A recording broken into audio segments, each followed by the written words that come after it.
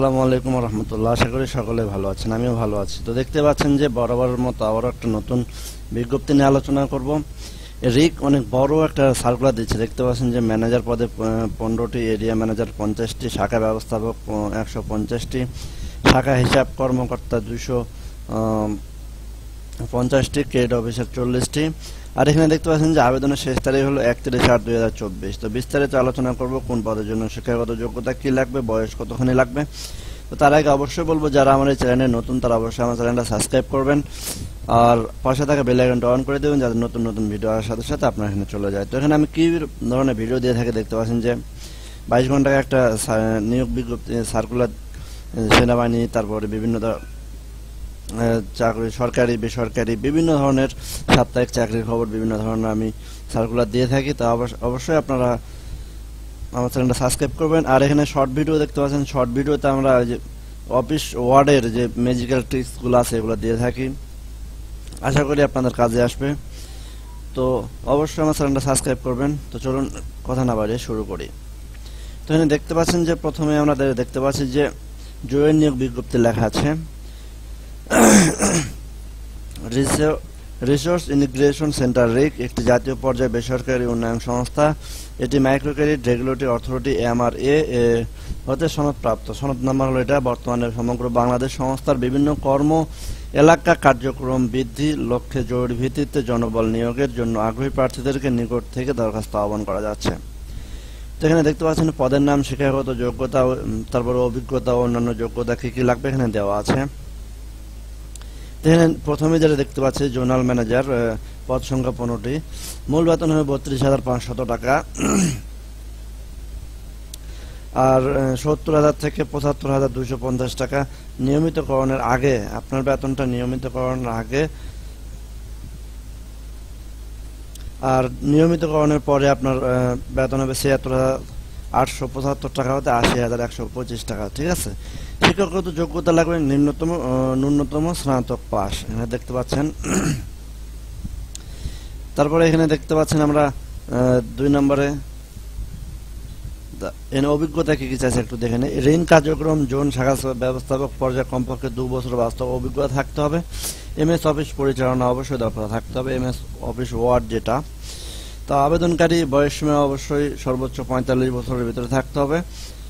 প্রার্থীদের ক্ষেত্রে বয়স সীমা শিথিলযোগ্য, যারা অভিজ্ঞ প্রার্থী আছেন তাদের ক্ষেত্রে। এরিয়া ম্যানেজার দেখতে পাচ্ছেন 50 জন। আপনার মূল বেতন আছে এখানে হলো 26,000 টাকা। অন্যান্য বিভিন্ন বিষয় দিয়ে ঘর ভাড়া, গাড়ি ভাড়া, রুম ভাড়া, বিভিন্ন ভাতা দিয়ে আপনার হলো যে 49,000 টাকা নিয়মিতকরণ, প্রায় 59,600 টাকা হতে 62,030 টাকা নিয়মিত করার আগে। আর নিয়মিত করার পরে দেখতে পাচ্ছেন যে এখানে 63,545 টাকা থেকে 66,175 টাকা পর্যন্ত। তা বেতনটা তো আপনারা দেখতে পাচ্ছেন, আমরা বেতনটা নিয়ে আলোচনা করব না। তো এখানে শিক্ষাগত যোগ্যতা ন্যূনতম স্নাতক পাস এটাও দিয়ে রেখেছেন এরিয়া ম্যানেজার ক্ষেত্রে। ঋণ কার্যক্রমের এরিয়া ব্যবস্থাপনা পর্যায়ক্রমে 2 বছর বাস্তব অভিজ্ঞতা থাকতে হবে। MS অফিস পরিচালনা অবশ্যই দক্ষতা থাকতে হবে। আর 40 বছরের মধ্যে বয়সসীমা। আর অভিজ্ঞ প্রার্থীদের জন্য বয়সসীমা একটু শিথিলযোগ্য আছে তাদের ক্ষেত্রে। তারপর 3 নম্বরে দেখতে পাচ্ছেন যে শাখা ব্যবস্থাপক 150টি। বেতন আপনারা দেখতে পাচ্ছেন যে 21,000 টাকা মূল বেতন, 47,000 টাকা হতে 49,100 টাকা নিয়মিতকরণের আগে, আর 50,100 টাকা হতে 52,250 টাকা নিয়মিতকরণের পরে। ন্যূনতম স্নাতক পাস। ঋণ কার্যক্রমের শাখা পর্যায়ে শাখা ব্যবস্থাপক অর্থাৎ ম্যানেজার পদে কমপক্ষে 2 বছর কাজের বাস্তব অভিজ্ঞতা থাকতে হবে। MS অফিস পরিচালনার ক্ষেত্রে অবশ্যই দক্ষতা থাকতে হবে। তবে আবেদনকারী বয়সসীমা 35 বছর। অভিজ্ঞ প্রার্থীদের ক্ষেত্রে বয়স শিথিলযোগ্য আছে। শাখা হিসাব রক্ষণ কর্মকর্তা দেখতে পাচ্ছেন 250টি। মূল বেতন হলো যে 15,700 টাকা।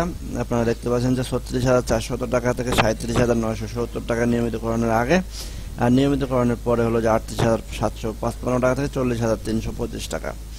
তো ন্যূনতম স্নাতক পাস থাকতে হবে। ঋণ কার্যক্রম হিসাব ব্যবস্থাপনা 2 বছরের অভিজ্ঞতা থাকতে হবে। MIS and IFS প্রতিবেদন প্রস্তুতে পারদর্শী হতে হবে। MS অফিস পরিচালনা অবশ্যই দক্ষতা থাকতে হবে। আবেদনকারীর বয়স 35 বছর হতে হবে। ঠিক আছে। তারপরে এখানে ক্রেডিট অফিসার, যেটা ফিল্ড অফিসার বলা হয়, পদ সংখ্যা 417টি দেখতে পাচ্ছেন। তো এখানে মূল বেতন দেখতে পাচ্ছেন 14,900 টাকা। আর নিয়মিতকরণের আগে হলো যে 36,290 টাকা, আর নিয়মিত করার পর হলো যে 38,525 টাকা। ন্যূনতম এইচএসসি পাস থাকতে হবে। ঋণ কার্যক্রমে মাঠ পর্যায়ে কাজ করার কমপক্ষে 1 বছর অভিজ্ঞতা থাকতে হবে। আবেদনকারীর সময়সীমা সর্বোচ্চ 32 বছর। অভিজ্ঞ প্রার্থীদের ক্ষেত্রে বয়স সীমা শিথিলযোগ্য। ঠিক আছে। তো এখানে 1 নম্বর, আবেদনকারী বাংলাদেশে যে কোনো স্থানে মাঠ পর্যায়ে সংস্থার কর্ম এলাকায় কাজ করার মানসিকতা থাকতে হবে। আর 2 নম্বর হলো যে আবেদনকারী মোটরসাইকেল ড্রাইভিং বৈধ লাইসেন্স থাকতে হবে এবং নিয়োগকৃত নারী পুরুষ কর্মীকে বাধ্যতামূলক ভাবে মোটরসাইকেল চালাতে হবে। ঠিক আছে। আর নিয়োগপ্রাপ্ত ব্যক্তির শিক্ষানবিশকাল শেষ কর্ম মূল্যায়নের ভিত্তিতে চাকরি স্থায়ীকরণ করা হবে। তখন থেকে সংস্থার কর্তৃক প্রদত্ত সকল সুবিধা, যেমন 2টি উৎস ভাতা, জীবনযাত্রার ব্যয় ভাতা, ঝুঁকি ভাতা, লাঞ্চ ভাতা, বৈশাখী ভাতা, কমিউনিকেশন ভাতা, মোবাইল ও ইন্টারনেট ভাতা, provident fund, credit fund, loan, তারপর গ্র্যাচুইটি, কর্মী কল্যাণ তহবিল, নীতিমালা অনুযায়ী নিজ পরিবারের সদস্যদের চিকিৎসা খরচ, দূরবর্তী ভাতা, motorcycle loan, mobile loan, mobile সিম, ল্যাপটপ লোন, তারপরে ট্যাব ও ফুয়েল বিল ইত্যাদি প্রযোজ্য হবে। ঠিক আছে। ঢাকা সিটি কর্পোরেশনের কাজ করতে আগ্রহীদের অধিকার দেওয়া হবে স্ব পদে। কর্মক্ষেত্রে 2 বছরের কাজ করার অভিজ্ঞতা থাকতে হবে। ঠিক আছে। তারপরে শুধুমাত্র আগ্রহী যোগ্য প্রার্থীদেরকে আগামী 31/8/2024 খ্রিস্টাব্দ তারিখের মধ্যে পরিচালনা রিসোর্স ইমিগ্রেশন সেন্টার রিক বরাবর দরখাস্ত যোগাযোগের জন্য সক্রিয় মোবাইল নম্বর, পূর্ণ জীবন বৃত্তান্ত, সকল শিক্ষাগত যোগ্যতা ও চাকরির অভিজ্ঞতা, সনদের সত্যায়িত ফটোকপি, জাতীয় পরিচয়পত্রের ফটোকপি, আর মোটরসাইকেল ড্রাইভিং লাইসেন্স ফটোকপি এবং সদ্য তোলা 1 কপি পাসপোর্ট সাইজের পরিচ্ছন্ন পরিষ্কার ছবি যুক্ত করতে হবে। মানব সম্পদ বিভাগ রিসোর্স ইমিগ্রেশন সেন্টার রিক, বাড়ি 88 এ সড়ক 7 ধানমন্ডি, সরেয়া ঢাকা 1209 ঠিকানায় প্রেরণ করতে হবে। এছাড়াও আপনারা এই যে hr@ric.bd.org ইমেইলে প্রেরণ করতে পারবেন। উল্লেখ্য, জীবন বৃত্তান্ত, ক্ষুদ্র ঋণ কর্মসূচিতে অভিজ্ঞতার বিস্তারিত তথ্য থাকতে হবে। আর বিজ্ঞপ্তি সংস্থার ওয়েবসাইটে ric.bd.org তে পাওয়া যাবে। খামের উপর পদের নাম ও জেলার নাম, যে জেলায় কাজ করতে আগ্রহী সেই জেলায় উল্লেখ করতে হবে। ঠিক আছে। নিয়োগ প্রক্রিয়ার কোনো প্রকার আর্থিক লেনদেনের সুযোগ নাই। এখানে কোনো আর্থিক লেনদেন তারা করবে না।